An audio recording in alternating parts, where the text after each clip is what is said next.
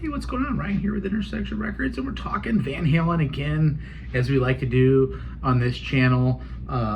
Wolfgang Van Halen was interviewed recently by Mark Moran's podcast, WTF, where he talks about, his father's influence on the 80s rock scene and late 70s rock scene, and the fact that his father's virtuosic playing overshadowed his greatest contribution to Van Halen, which was great songwriting.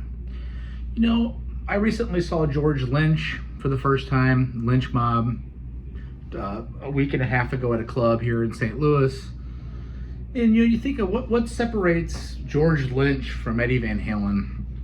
What separates some of these great gunslingers we see on the internet from Eddie Van Halen or any of his contemporaries?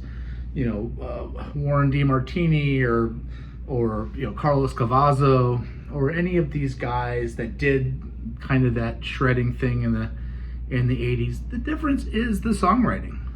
You can go off the first 6 Van Halen albums. There's not a bad song there. The David Lee Roth era, and then you get, of course, to the Sammy Hagar area, and it's different style of rock. And a little bit more pop influence, but the songwriting is there, like it or not. That's what separated Eddie. Eddie could do the shred thing. Everybody in the 80s had to have a tapping guitar solo, right, because of Eddie. Wolfgang says that he kind of ruined the musical landscape of the 80s. He became a guitar god, but his distinctive style was copied by musicians all around the world. He says in this podcast, in a way, Dad kind of ruined the musical landscape of the 80s rock, because instead of everybody wanting to find out who they are as a guitar player, they wanted to be Eddie. And, he also says in this podcast, his father's biggest contribution to Van Halen was, he says this, I think people focused on his guitar playing, but overall it was the fact that Dad was a great songwriter. And he says that's what he shoots for in his own band, Mammoth. And I've seen Mammoth.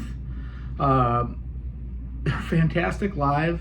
And Wolfie is just an incredible guitar player who certainly has his own style. He is sharing what his dad does a little bit, but it is about the songwriting. Wolfie's not the songwriter, I don't think, that his dad was, although Wolfie plays all the instruments on his albums, and Wolfie is a genius in himself. It's got to be about the songs, What separates Rat from Van Halen? A lot of things. David Lee Roth was the perfect front man to push Eddie Van Halen's guitar vision to the world. The drumming that Alex did, and really that tight-knit drumming guitar thing that the brothers had, and then you had the harmonies on these songs. Yes, we're a hard rock band, yes, we're even a heavy metal band, but to have the charmingness and the backing vocals of Van Halen, that's every bit as iconic as the guitar playing. It's every bit as iconic as the vibrato and the attitude in David Lee Roth's lead vocals. Is that ba-ba-da shoo-ba-doo-wah, ba-ba-da shoo-ba-doo-wah, things like that on some of these songs that the harmony is added in the Van Halen world. I just think it's interesting that Wolfie says that maybe some of these guitar players, instead of finding their own styles, were trying to chase that Van Halen dream.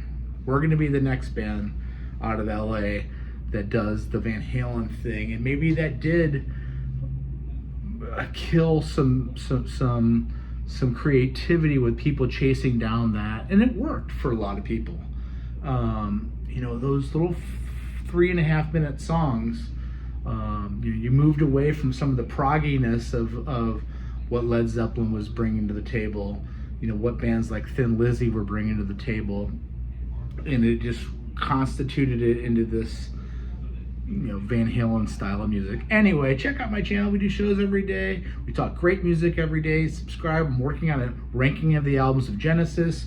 We just did ranking of King Crimson. I reviewed the new Smashing Pumpkins yesterday. I went to a couple Fish shows last week. I saw Santana. I'm thinking about seeing Derek Trucks tomorrow night. Peace out. Catch you later. See ya.